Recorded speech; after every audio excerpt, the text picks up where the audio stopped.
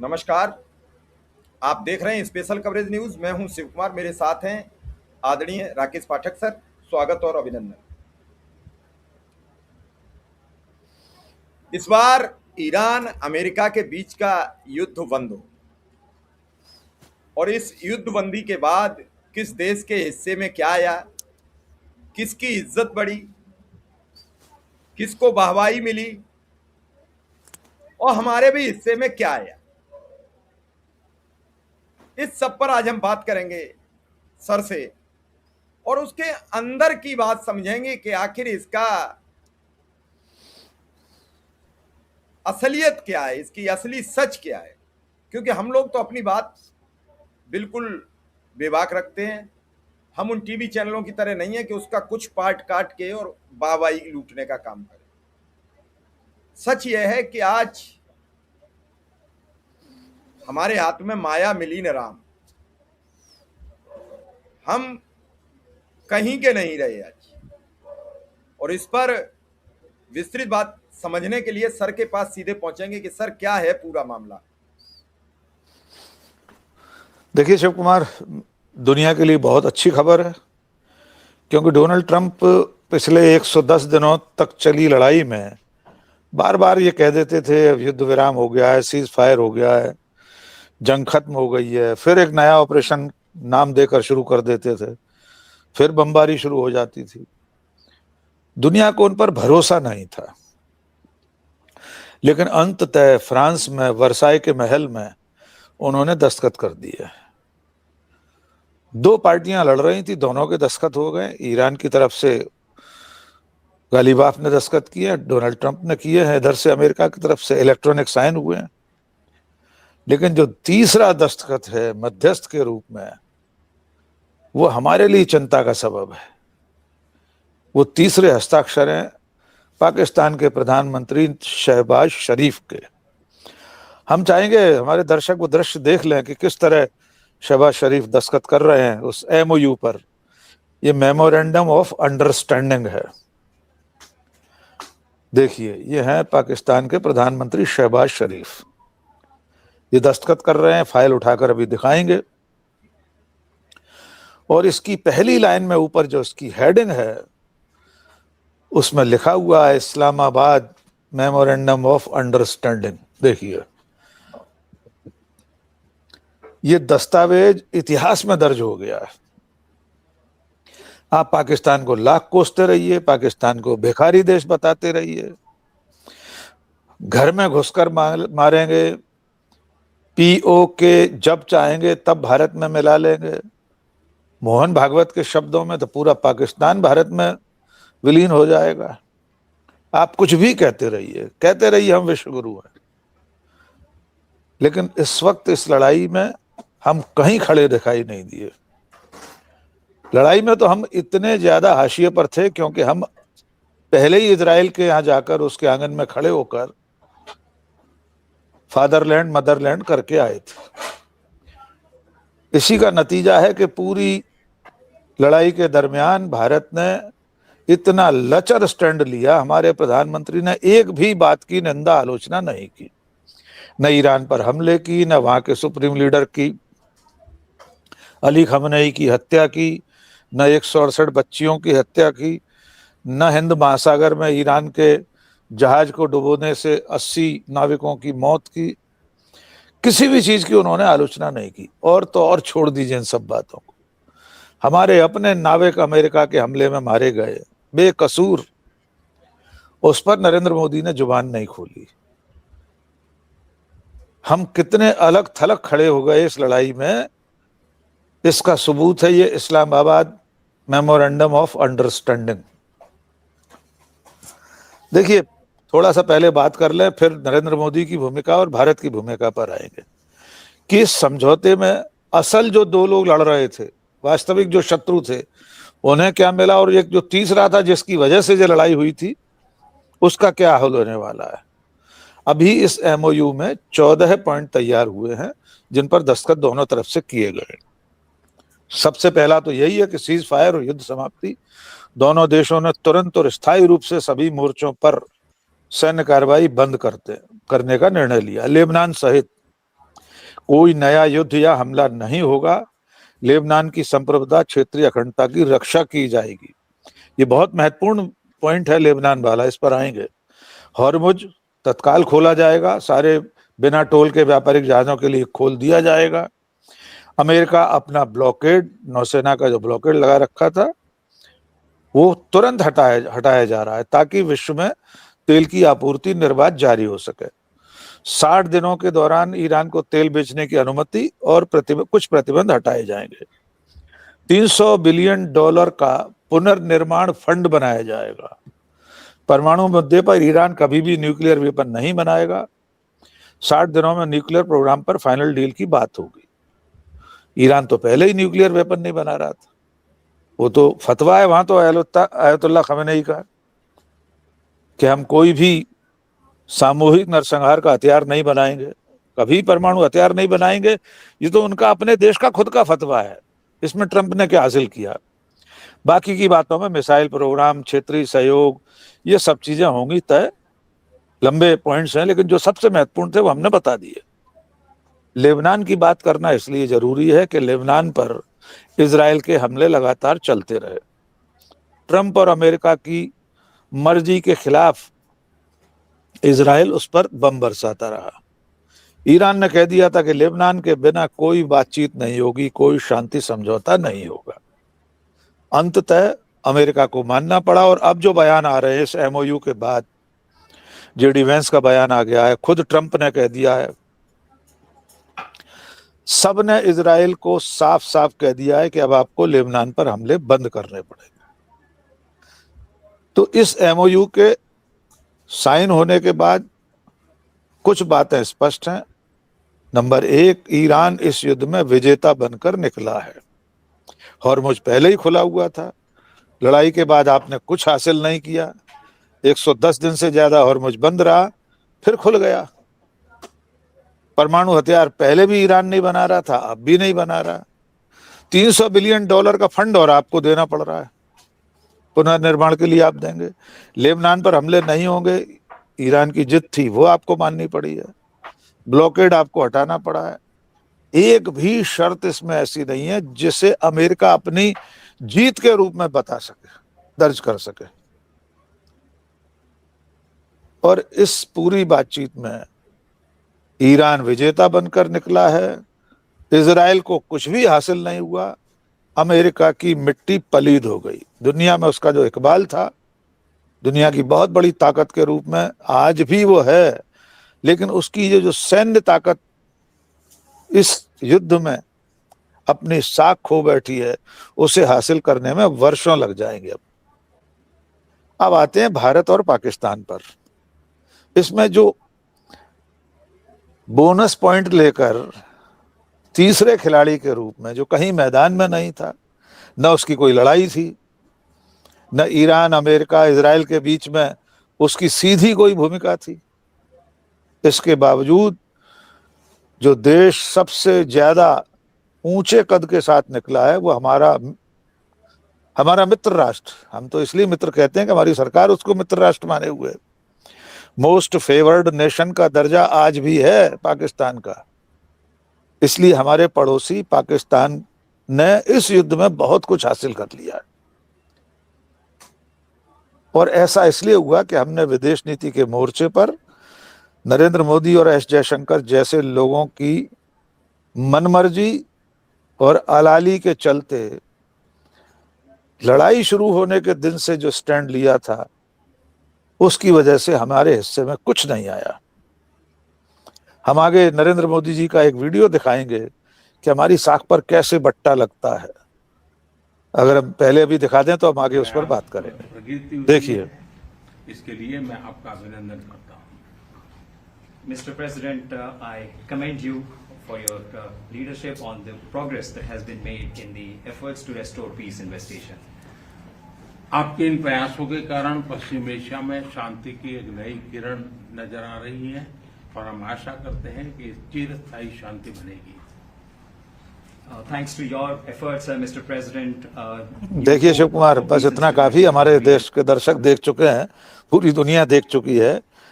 ये जो दूसरी आवाज सुनाई दे रही थी दर्शकों को, वो इंटरप्रिटेटर की थी, दुभाषीय की। वो मिस्टर प्रेसिडेंट कह रहा था, नरेंद्र मोदी हिज एक्सीलेंसी कहने में लगे थे। कितनी बार उन्होंने कहा है आप गिन लीजिएगा। पर्ची उनके हाथ में थी, ये भी आपने देख लिया। बिना पर्ची के 4 लाइनें प्रधानमंत्री नहीं बोल पाए। हमें उससे भी कोई फर्क नहीं पड़ता, आप देखकर बोलें, डायरी हाथ में रख लें, टेलीप्रॉम्प्टर से बोलें, कोई परेशानी नहीं। अंतर्राष्ट्रीय अवसरों पर कई बार ऐसा होता है, लेकिन क्या बोलना है, कैसे बोलना है, ये तो तय कर लें। आप पश्चिम एशिया संकट सुलझाने के लिए हिज एक्सीलेंसी के कसीदे काढ़ रहे थे, एक लाइन भारतीय नाविकों की मौत पर नहीं बोले आप। उस पर्ची में कहीं एक पर्ची इसकी भी रख लेते कि मुझे ट्रंप से बात करनी है कि हमारे बेकसूर नाविक क्यों मारे गए हैं। प्रेस कॉन्फ्रेंस में एक पत्रकार ने सवाल पूछा, नरेंद्र मोदी तो पूछ ही नहीं पाए, पूछना तो छोड़िए, कह नहीं पाए, ध्यान आकर्षित नहीं कर पाए कि ऐसी ऐसी एक घटना हुई है, हमारे लोग मारे गए। पत्रकार ने सवाल पूछा, उस पर भी डोनाल्ड ट्रंप ने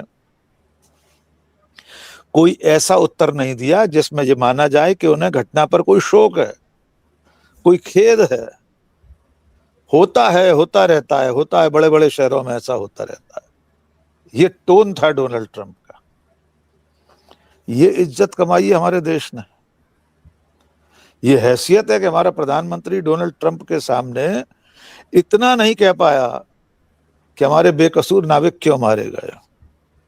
अब फिर पाकिस्तान पर आते हैं। देखिए, जब से इस युद्धबंदी की बातें शुरू हुई हैं, जब से युद्ध विराम पर पहलकदमी शुरू हुई है, हम देख रहे हैं पाकिस्तान की भूमिका।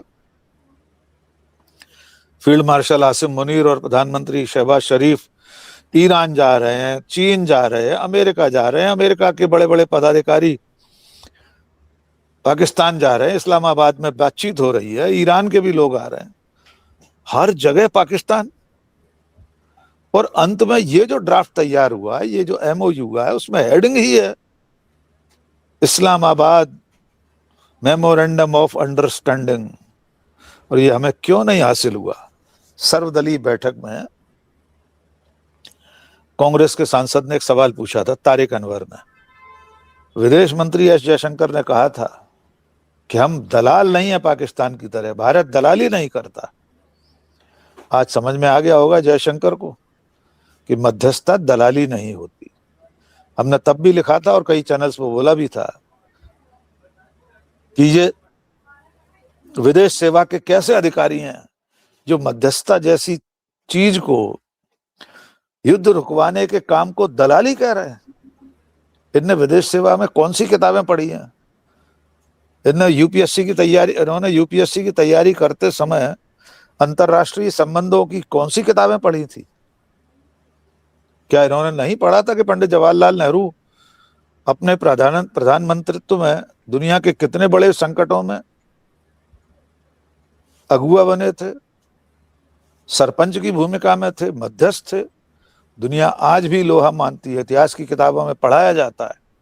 कोरिया संकट, सुएज नहर का संकट, ऐसे कितने बड़े बड़े संकट थे जिसमें पंडित जवाहरलाल नेहरू और भारत मध्यस्थ की भूमिका में था, जिस पर गर्व किया जाता है।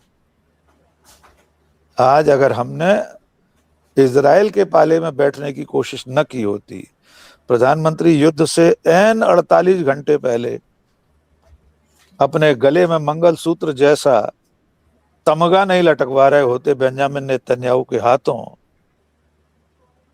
हमारे प्रधानमंत्री अगर जंग के पहले दिन से गलत को गलत और सही को सही कह रहे होते, निंदा की होती हमले की, तो शायद आज ये दिन देखना नहीं पड़ता। और आप एक कल्पना करके देखिए शिव कुमार, एक और बात कहना चाहता हूं। अभी सोशल मीडिया पर हमने लिखा था तो कुछ लोग जो मोदी के अंधभक्त हैं वे कमेंट कर रहे थे। मैं उनसे पूछना चाहता हूं, अगर सचमुच में भारत को यह मध्यस्थता मिली होती, अगर इस एमओयू की heading Delhi memorandum of understanding होता, New Delhi memorandum of understanding होता, तो ये जो वीडियो हमने कुछ सेकंड का दिखाया, इसमें आसमानी फिरोजी सूट में शहबाज शरीफ की जगह हमारे प्रधानमंत्री होते, नेहरू जैकेट पहने हुए, तो आप क्या कर रहे होते? तो यही जयशंकर, यही भारतीय जनता पार्टी, इसी पार्टी के सारे प्रवक्ता, मंत्री, पूरी ट्रोल आर्मी सड़कों पर डांस कर रही होती, नाच रहे होते सड़कों पर, पाताल से लेकर आसमान तक छेद कर देते भारत की विजय का, विश्व गुरु होने का डंका बजाकर कि देखिए नरेंद्र मोदी जी ने ईरान और अमेरिका की जंग रुकवा दी। और एस जयशंकर और उन जैसे व्हाट्सएप यूनिवर्सिटी वालों को याद दिला दें कि रूस यूक्रेन युद्ध को रुकवाने का दावा फिर क्यों करते थे? उसमें कितनी दलाली खाई थी जयशंकर? वॉर रुकवा दी, पॉपो बीजेपी ने ही जारी करवाया था। बता दीजिए ना देश के सामने आकर, जयशंकर एक प्रेस कॉन्फ्रेंस करें और बताएं कि रूस और यूक्रेन के युद्ध को कुछ पल के लिए, कुछ घंटे के लिए रुकवाने में कितनी दलाली खाई थी। उस दिन शर्म नहीं आई थी श्रेय लेते समय कि नरेंद्र मोदी के टेलीफोन पर यूक्रेन और रूस का युद्ध रुक गया था? तो इतने निर्लज्ज, इतने बेशर्म लोग हैं ये, इनको देश के सम्मान की चिंता नहीं है, देश के स्वाभिमान की, देश की सार्वभौमिकता की इन्हें कतई चिंता नहीं है। इसलिए कोई फर्क नहीं पड़ता इन्हें कि पाकिस्तान धीरे धीरे बढ़ते बढ़ते अंतर्राष्ट्रीय रंगमंचों पर एक बड़ा रोल अदा करने लगा है। हमें बहुत खेद हो रहा है ये कहते हुए, हम कोई पाकिस्तान के कसीदे नहीं गाड़ रहे हैं, हमें दुख हो रहा है कि हम क्यों नहीं हैं, हमारे प्रधानमंत्री क्यों नहीं है। आज हम और आप अपने चैनल पर ये डिबेट क्यों नहीं कर पा रहे कि देखिए हमारे प्रधानमंत्री नरेंद्र मोदी का जलवा, देखिए भारत की हस्ती कि हमने दुनिया को तीसरे विश्व युद्ध में जाने से रोक दिया है। हमारे टेलीफोन पर डोनाल्ड ट्रंप और ईरान के नेता युद्ध रोकने पर तैयार हुए हैं। क्यों नहीं हम इस लायक बन पाए 12 साल में? सिर्फ इसलिए क्योंकि सरकार ने विदेश नीति को सिर्फ नरेंद्र मोदी का चेहरा चमकाने का खेल बना लिया था। मेलोडी खाओ खुद जान जाओ। अब देख लीजिए क्या हाल कर दिया विदेश नीति का आपने। जी शिव कुमार। सर अब क्या बताया जाए, जो है आपने बड़ा विस्तृत बता दिया। मैं तो सर इतना कहूँगा, जानना चाहूँगा आपसे, ये जो संधि हो गई ईरान की, तो लेबनान भी अब सुरक्षित हो गया, जो इजराइल रोज उस पर जब चाहता था तब कूद जाता था। तो इजराइल को क्या मिला सर? पूरे विश्व में हमें लग रहा है उससे ज्यादा फजीयत किसी की नहीं हुई। उस पर एक लेबल लग गया कि वो पूरे विश्व में अशांति फैलाना चाहता है। तो इजराइल को क्या मिला? देखिए हमने शुरू में कहा था, बिल्कुल इजराइल इसमें सबसे ज्यादा घाटे में रहा। उसको तो माया मिली न राम, 2 दिन से गए पांडे, हलवा मिले न मांडे। इजराइल को कुछ भी हासिल नहीं हुआ। उसका जितना भौकाल बना हुआ था, उसके सुरक्षा तंत्र का, उसकी आर्मी का, उसके एयरफोर्स का, उसका वो तथाकथित आयरन डोम, लौह कवच, उसमें छेद कर दिए ईरान ने। ऐसा माना जाता था ना कि इजराइल के पास एक ऐसा एयर डिफेंस सिस्टम है कि उस पर कोई हवाई हमला नहीं कर सकता। वो आने वाली मिसाइलों को, ड्रोन्स को, बमों को पहले ही निष्क्रिय कर देता। आसमान में ही उनको निपटा दिया जाता है। कितनी बार कारगर हुआ वो आयरन डोम?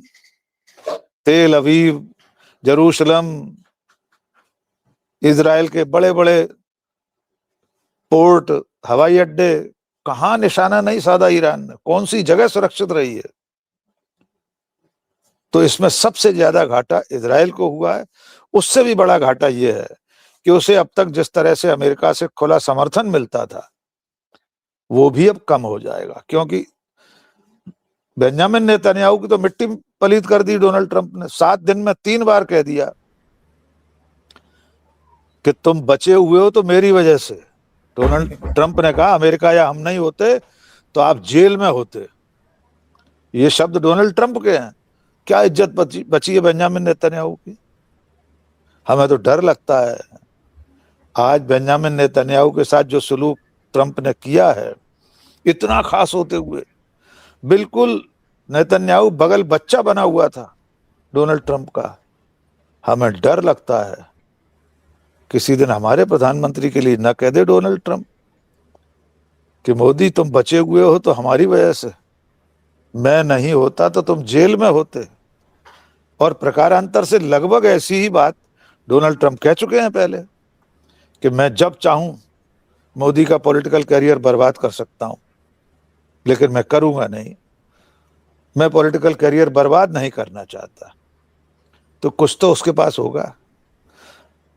एक आखिरी घटना और जोड़ देते हैं, एकदम ताजा मामला है कि प्रधानमंत्री नरेंद्र मोदी ने अपनी देश के प्रधानमंत्री की और देश की इज्जत पर कैसा बट्टा लगाया है, इसका एक और उदाहरण सामने आ गया है। आपको याद होगा एआई समिट हुई थी दिल्ली में, यूथ कांग्रेस के लोगों ने शर्ट उतार कर प्रदर्शन किया था। वहां एक मौके पर प्रधानमंत्री ने स्टेज पर सारे सीईओ को बुलाया था, जो भी एआई कंपनियां हैं, हाथ पकड़कर जबरदस्ती उठवा दिया था। वो जो क्या नाम है उनका, ओपन एआई के सीईओ सैम ऑल्टमैन, उनका वीडियो बहुत वायरल हुआ था। वो फड़फड़ा रहे थे, ऐसे ऊपर देख रहे थे, क्या कर रहे हैं हमारे, ये कौन है प्रधानमंत्री भारत का, जबरदस्ती मेरा हाथ पकड़ के ऊपर कर रहा है। अब जो एक ताजा वीडियो वायरल है, वो एंथ्रोपिक, उसके सीईओ हैं, नाम थोड़ा सा अजीब सा है, अमोदई। वे एक इंटरव्यू में कह रहे हैं कि भारत में हुई एआई समिट पूरी तरह अराजक आयोजन था, बिल्कुल बर्बाद आयोजन था। फिर उनसे पूछा गया कि आप वो सैम ऑल्टमैन के साथ आपने हाथ क्यों नहीं ऊपर किया। उन्होंने कहा हमें अचानक मंच पर बुलाया गया और बेवजह हाथ खड़े करने के लिए कहा गया, मैंने नहीं उठाया, और खिल्ली उड़ा रहा हंसते हुए नरेंद्र मोदी की। कैसा अभागा समय है। हमारे देश के प्रधानमंत्री की खिल्ली एक टेक कंपनी का, एआई कंपनी का सीईओ उड़ा रहा है, भरे मंच से इंटरव्यू दे रहा है। तो माननीय नरेंद्र मोदी ने देश को बहुत पीछे कर दिया है। विश्व बिरादरी में हम कहीं नहीं बचे। देश के भीतर क्या हालात हैं सबको पता है। एआई की बात चल रही तो आखिर में जोड़ दें कि दुनिया कहां पहुंची जा रही है एआई में, और हम कहीं नहीं है। भारत में एआई को लेकर कुछ नहीं हो रहा, और लगातार राहुल गांधी चेता रहे, सारी दुनिया चेता रही है, लेकिन हमें फुर्सत नहीं है ना। पार्टियां तोड़ने से, दल बदल कराने से, औरंगजेब की कब्र खोदने से, मंदिरों, मजारों, गिरजाघरों के सामने तांडव करने से, इन सब से फुर्सत मिल जाए तब तो हम एआई की तरफ ध्यान दें, तब तो कोई रिसर्च कराएं, तब तो कोई इनोवेशन हो। तो फिलहाल देश को मोदी जी और उनकी सरकार ने गड्ढे में डाल दिया, और ये ईरान अमेरिका समझौता एक तरह से देश की इज्जत पर एक और बट्टा है, क्योंकि पाकिस्तान उसमें हीरो बनकर निकल रहा है। ये हमारे लिए चिंता की बात जी। नहीं, फिर आपने बहुत डिटेल में समझाया, दर्शक समझें और बात को हमें भी ज़रूर लिखें कि आपने इस वीडियो से क्या सीखा, क्या समझा। आपने समय दिया इसके लिए बहुत बहुत आभार, बहुत बहुत धन्यवाद।